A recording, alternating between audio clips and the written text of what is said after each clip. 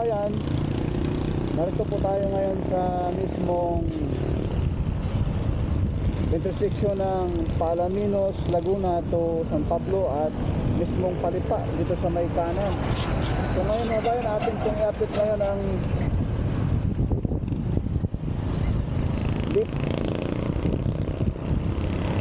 Lipa to Padre Garcia Bypass Road mga bayan. Narito na po tayo ngayon sa mismong intersection, oh. Naway samahan niyo po si Furga Studio sa ating panibagong araw, panibagong update rito po sa Lipa Padre Garcia Bypass Road. Let's go.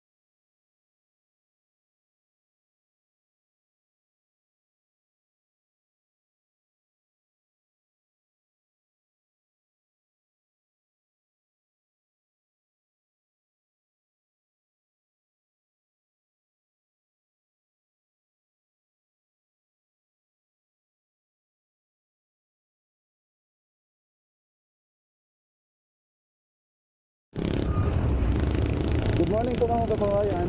Welcome po muli sa ating panibagong update rito po sa Lipa Padre Garcia Bypass Road. So narito po tayo sa pinaka entrada nitong Lipa Padre Garcia Bypass Road mga bayan. Narito tayo ngayon sa Barangay Talisay, Lipa, Batangas. So ito na yung intersection, oh, sa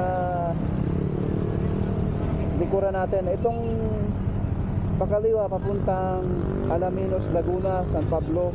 At ito naman po sa likod natin papuntang Lipa City proper, no? So ito yung mismong Lipa Padre Garcia, may mga ilaw na. So didiretso tayo sa unahan mga kabayan.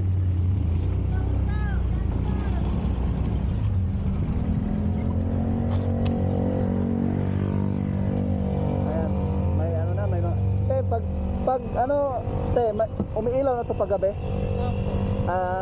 Maliwanag na, oh. Nay, ano masasabi niyo po sa bypass road na ito?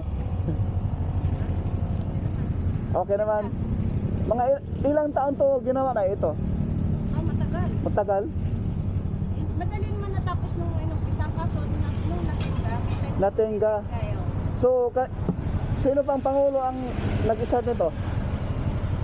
Ay, kay Bongbong na. Kay Bongbong na.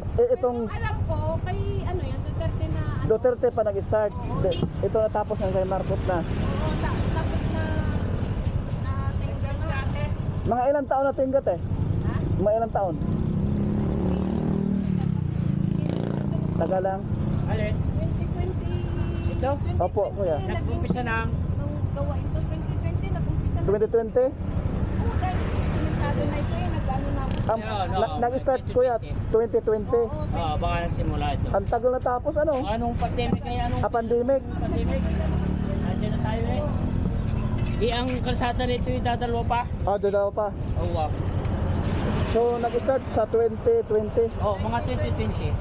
Okay. So ngayon natapos 2026, mga 6 years ano? 6. Salamat kuya. Thank you po. So ngayon mga bayan, diretso tayo.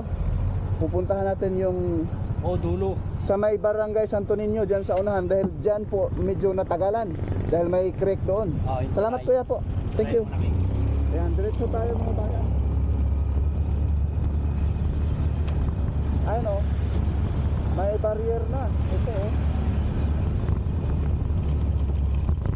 Dati ito wala pang barrier at saka may ilaw na sa taas oh. Saka may halaman na mga kabayan oh. Yan, may halaman na dito sa gilid. Ang laki na ng progress. Ayan oh. May mga nagtitinda na rito. Sarap dito magtinda mga bayan oh. Saka yung ilaw sa taas.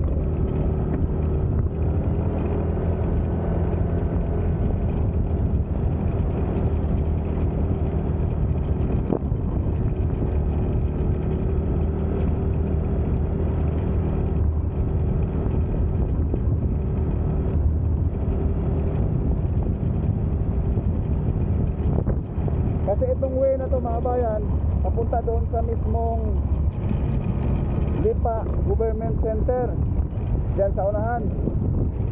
Kaya napakagandang way rito. Kaya pinaganda nila ng gusto. Ayan o, ang lapad na. Tsaka yung mismong may barrier na sa gitna, may pailaw na. Napakaliwanag daw ito paggabi. Ito palang Lipa Padre Garcia Bypass Road mga bayan. Inumpisahan ito noong year 2020 no? At ngayon lang natapos. Natagalan po ito dahil sa pandemic. May pandemic kasi mga kabayan, kaya medyo natagalan. At may ano pa rin ito sa gilid o yung parking. Swerte yung mga may-ari ng lupain rito sa mismong katabi na itong bypass road na ito. Tagos na po ito mga bayan ha, sa Barangay Bawi, Padre Garcia.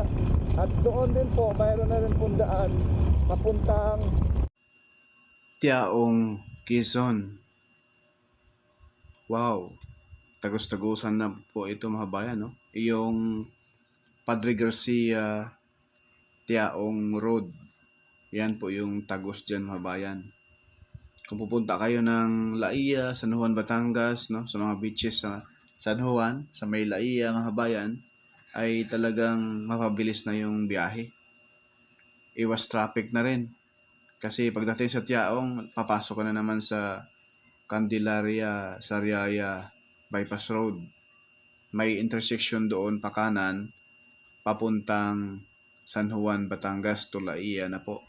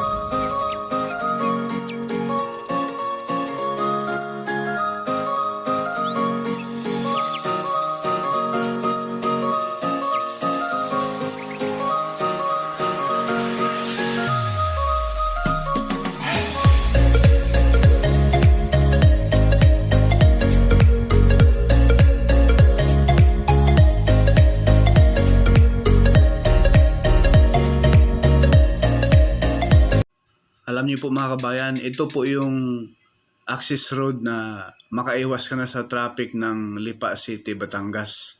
Kung ikaw ay papuntang Laia, papuntang San Juan, papunta sa mga beaches sa Batangas, ito yung way. Paikot nga lang, pero walang traffic. Hindi ka mai-stress. Tuloy-tuloy yung biyahe. Tagos doon sa may mismong Tiaong to Candelaria Bypass Road na rin, and then San Juan. Diretso na po yan doon sa mismong Laia, mga kabayan. So itong portion na to, ayan yung bundok na kinalbo na. Yan po yun. Dyan po itatayo yung Lipa Government Center.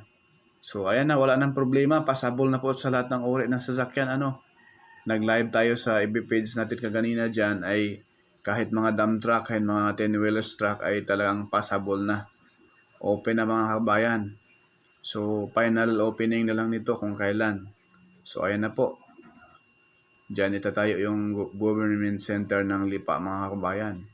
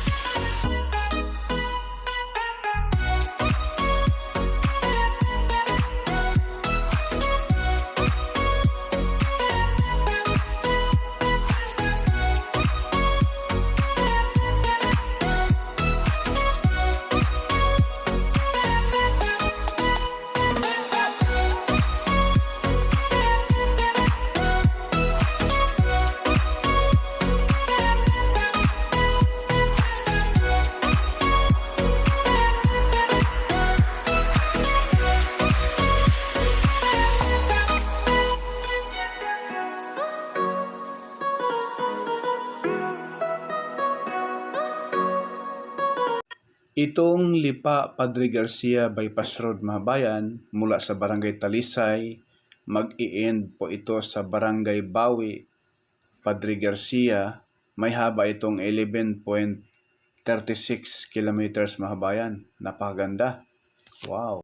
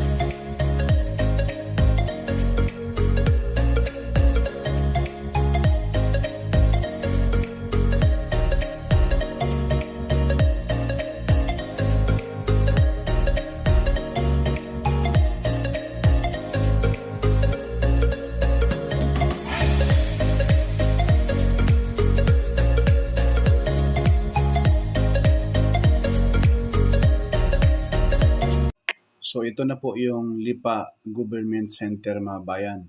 Napakalapad na po yan mga bayan. Kahit 5 building dyan, itatayo. Kasyang-kasya. Ang tanong dyan kung buong bundok ba ay papatagin. Kasi bandang kanan ay may building na yatang itatayo. Ayan So, napakagandang location yan mga bayan dahil napaka presko, no? Hindi na kailangan mag-aircon dahil malamig itong lugar mga bayan dahil mataas. So ngayon nga, mainit na pero sa kinaroroonan natin ay yung simoy ng hangin ay malamig at napaka-presko yung lugar. Kaya sana itong mga puno sa palibot nitong bundok ay wag maputol, no? I-preserve sana ito mga kabayan. Dahil yan po ang nagprotekta sa walang landslide. Kasi kung mawala yung mga puno na yan ay delikado. Yan, napakaganda at napakataas ng bundok rito. So ayan na po, yung kaharap sa ating kamera mga bayan ay approaching na po ito sa Barangay Bawi, Padre Garcia, kung saan doon po mag-i-end itong Padre Garcia Bypass Road na may habang 11.36 kilometers long mga kabayan. At napakalapad nito, 3x3 lane na bypass road. Mayroon pa siyang pedestrian lane, may bike lane. Napaka-modernong bypass road at napakaliwanag di umano nito paggabi. Sabi ng na-interview natin. Pero may mga area pa dyan sa portion ng yung nahuli na natapos na wala pang Center Island pero malapit na rin po yan lalagyan siguro or hindi na. Yan po yung walang ilaw. So, baka hahabol na lang yung ilaw sa gilid-gilid, no?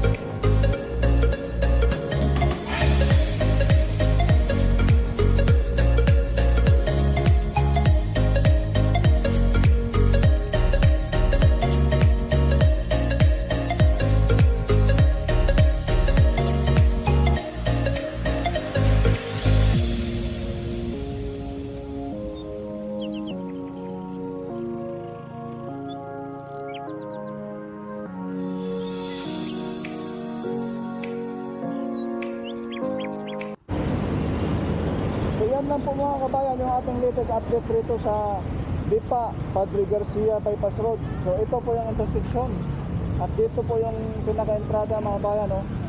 Yan po yung entrada sa kanan at pakaliwa. Yung pakanan papuntang Lipa po yan. So ngayon mga bayan ay pasabol na po sa lahat ng uri ng sasakyan itong Lipa, Padre Garcia Bypass Road sa kaliwa. Yung pakanan papuntang Lipa City, Batangas po. Forecast studio hindi sikat pero nag-aabot ng Baylan Tapat. Maraming salamat po mga bayan. God bless.